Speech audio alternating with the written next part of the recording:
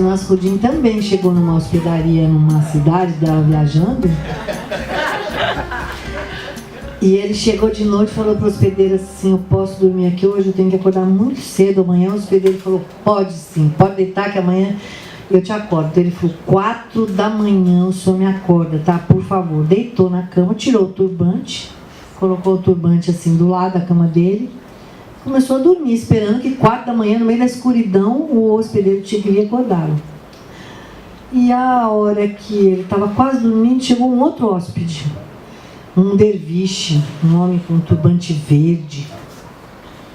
O homem se deitou na cama ao lado, tirou o turbante, colocou ao lado do turbante do Nasrudin, começou a dormir. 4 da manhã o hospedeiro: ô, seu Nasrudin, tá na hora, acorda, 4 horas. Estava escuro ainda, o Nasrudin estava meio dormindo. Apalpou ali, pegou o turbante, colocou na cabeça, só que não era o turbante dele, ele colocou o turbante verde do derviche. E saiu mesmo, bandido, andou pela estrada, andou um tempão. O dia nasceu, quando já estava um sol quente, ele estava com sede, ele começou a procurar, tinha um poço ali do lado.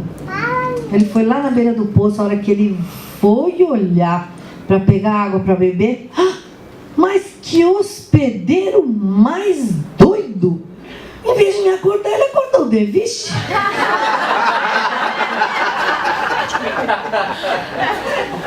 Então não fica nessa, minha filha, bota o turbante e vai.